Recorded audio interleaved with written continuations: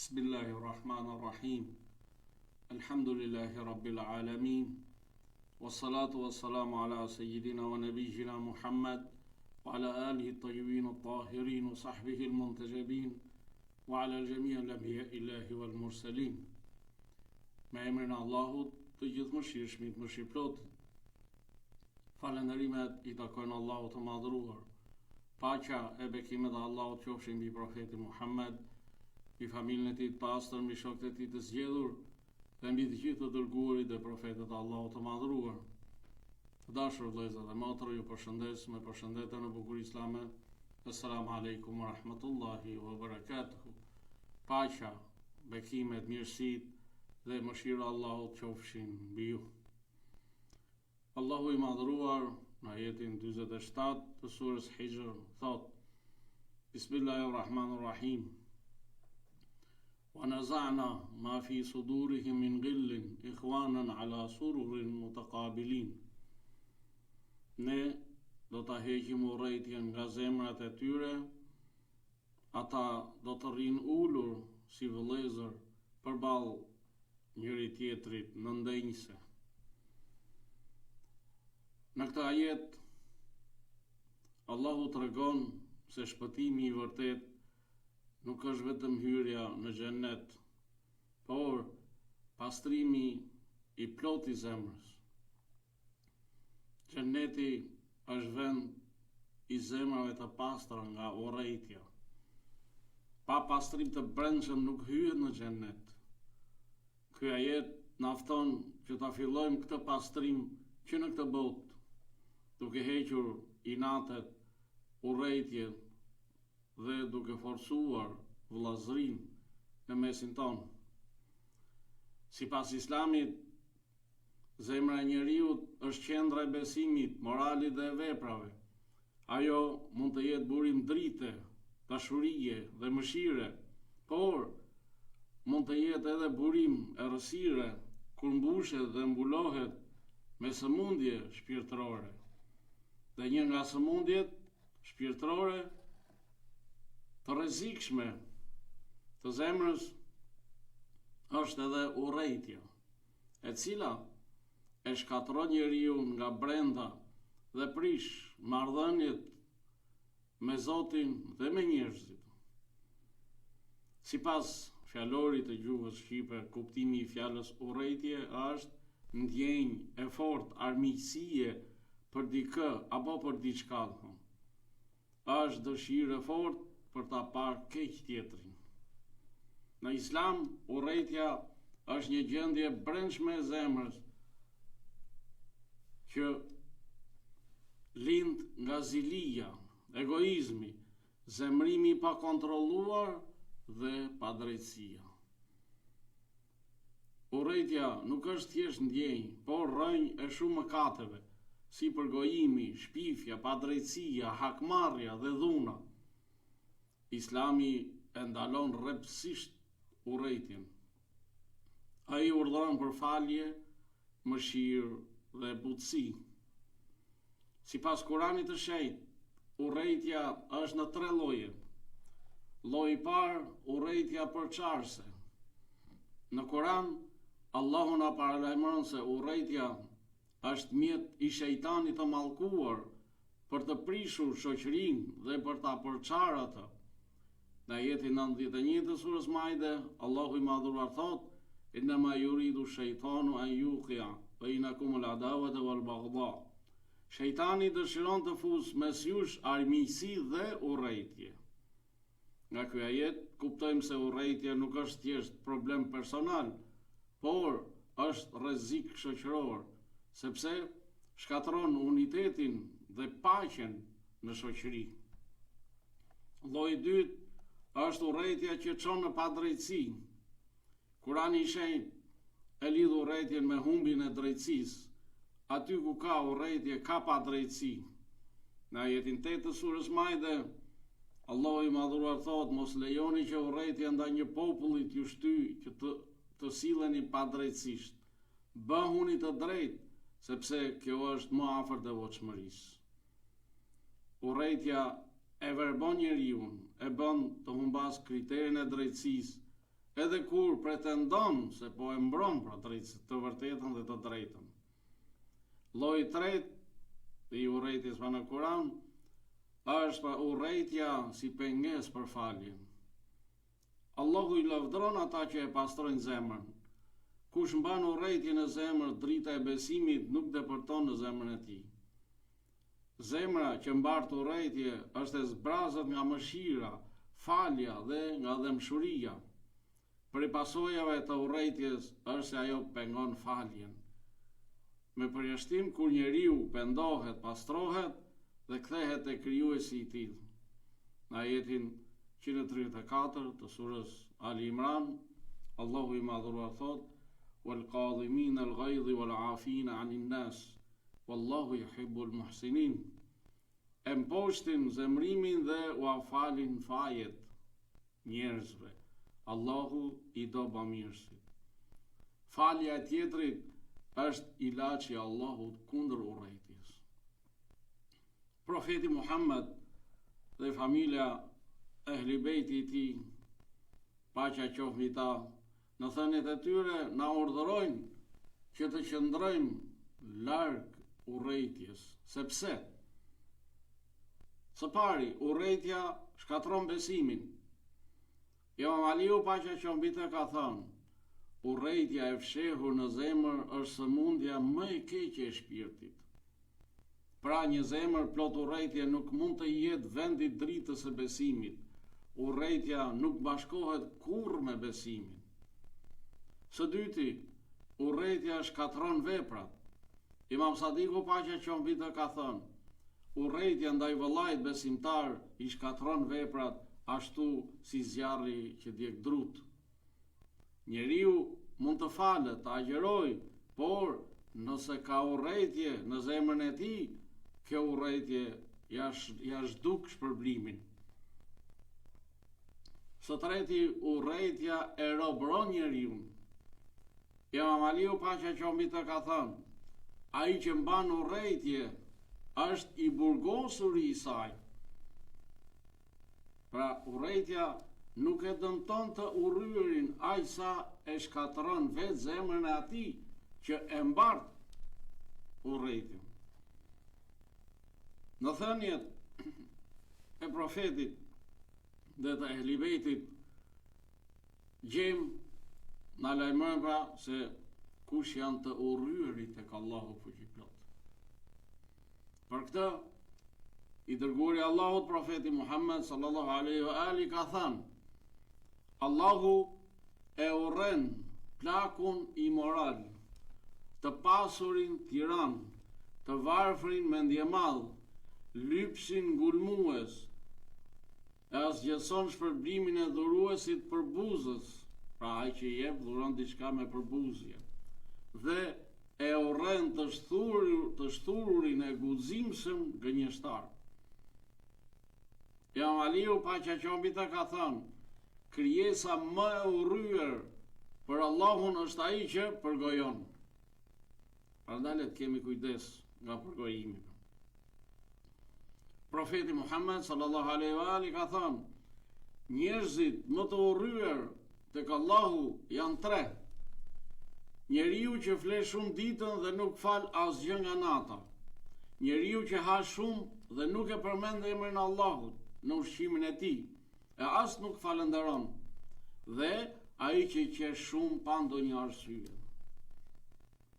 Përsëri profeti Muhammed sallallahu alaihi wa ali ka thënë: krijesat më të urryera për Allahun në ditën e ringjalljes janë gënjeshtarët, mendjemdhejt, ata që mbajnë urrejtje për vëllezërit e tyre në zemrat e tyre.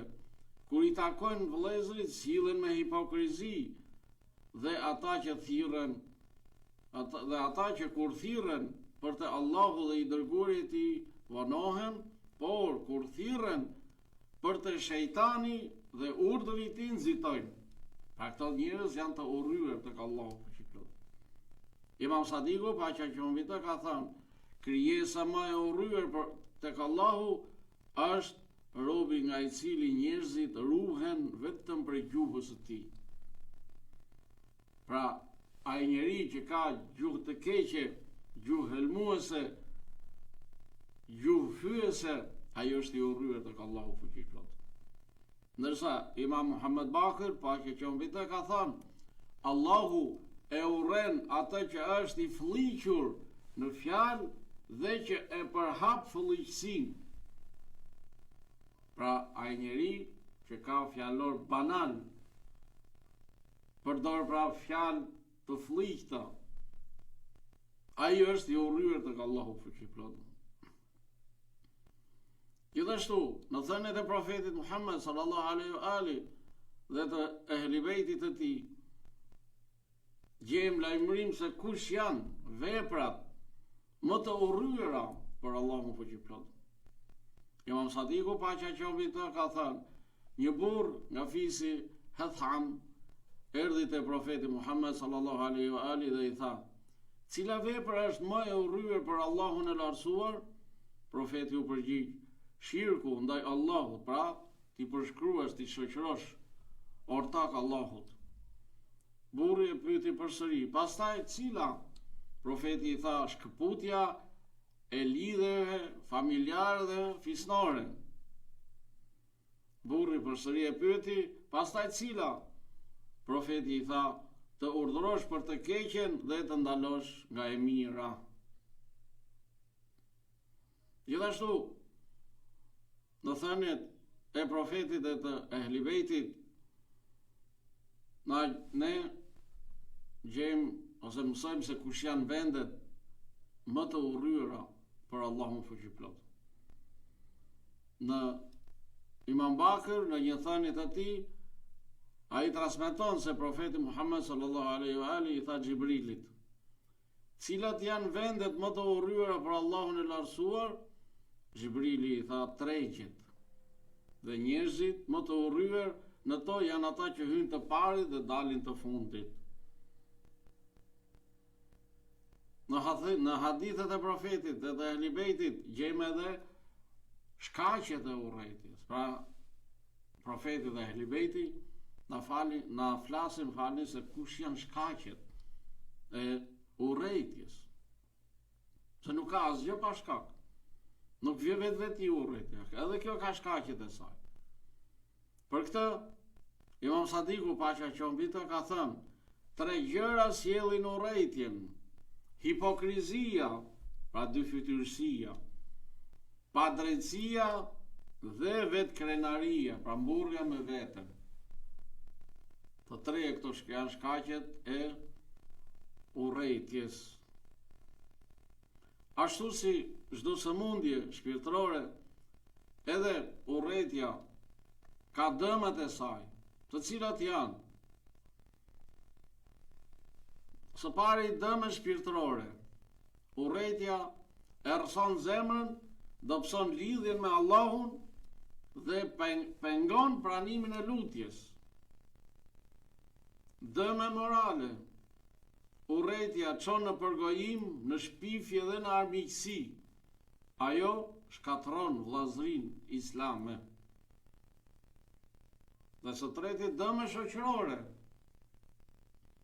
Urrëtia sjell përçarje në familje dhe në shoqëri, sjell konflikte të vazhdueshme dhe çon në humbjen e paqes dhe mëshirës në mesin e familjes dhe të shoqërisë. Po, a ka shërim urrëtia? Sigurisht. Dhe sipas Islamit, rrugët e shërimit të urrëties janë: së pari, vetëdijësimi, të kuptojmë se urrëtia është mëkat i zemrës, jo thjesht një ndjenjë. Ajo e sëmur dhe e vdes zemrën. Së dyti, falja e të tjerëve, pra rrugat e shërimit pra të e urrëties është edhe falja e të tjerëve. Profeti Muhammed sallallahu alaihi wa ali ka thënë: më i forti nuk është ai që mposhtë të tjerët, por ai që kontrollon veten kur zemrohet. Dhe rruga e tretë është lutja për tjetrin. Imam Sadiku, paqja qoftë mbi të, këshillon të lutemi për atë që na ka bërë pa drejtësi sepse kjo e shkrin urrëtitjen. Pra të lutim që Allahu ta udhëzoj, ta fal, ta mëshiroj. Dhe jo të nxisim atë ndjenjën e urrëtitjes, armiqësisë ndaj tij.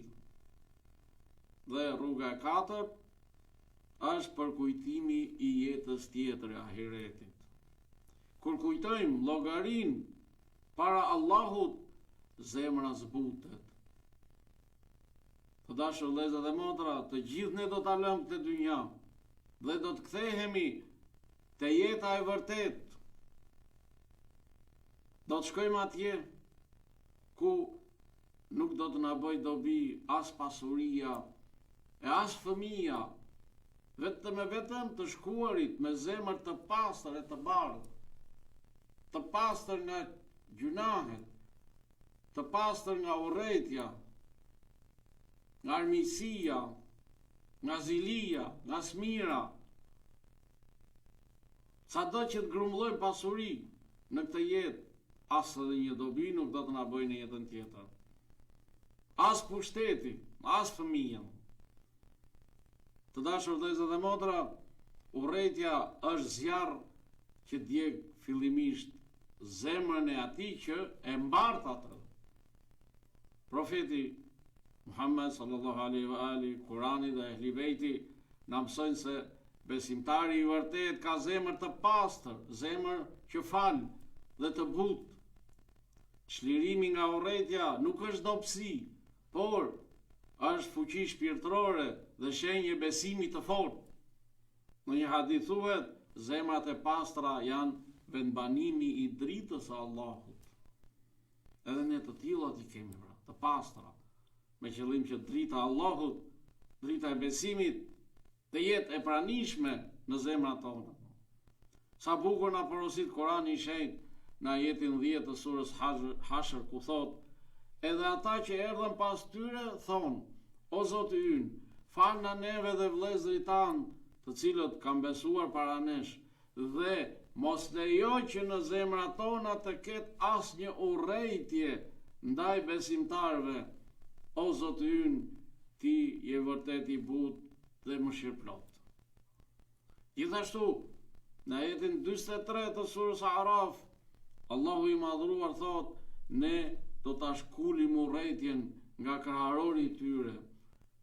Te këmbët e tyre do të rrjedhin lumej dhe ata do të thonë: qoftë lavdruar Allahu që na udhëzoi në këtë. Ne nuk do të ishim udhëzuar sikur të mos na udhëzonte Allahu. Padyshim, të dërguarit e Zotit ton kanë sjellë të vërtetën. Dhe një zë do të tharras: ky është xheneti që ju keni merituar për atë që keni vepruar. Pra nuk keni patur urrëtie në zemrat tuaja për askënd. E keni mbajtur zemrën dhe shpirtin të pastër gjatë gjithë jetës tuaj. Prandaj ai pra thirrsi në atë ditë, në ditën e ringjalljes, do të thotë për këta njerëz: ky është xheneti që ju e keni merituar për ato që keni punuar. Pra keni punuar vetëm vepra të mira, keni falur, keni dashur, keni mëshiruar të tjerët. Qofshim prej atyre që e shtypin zemrimin, që i falin të tjerët, dhe prej atyre që nuk mbartin urrëtie në zemrat e tyre. Allahu na falt, na mëshiroft të gjithëve. Allahu ju ruajt dhe ju begatoft ju, familjet tuaja, kudo që t'jeni, insha Allah. Assalamu alaikum wa rahmatullahi wa barakatuh. Paqja, bekimet, mirësi dhe mëshira Allahut qofshin mbi ju.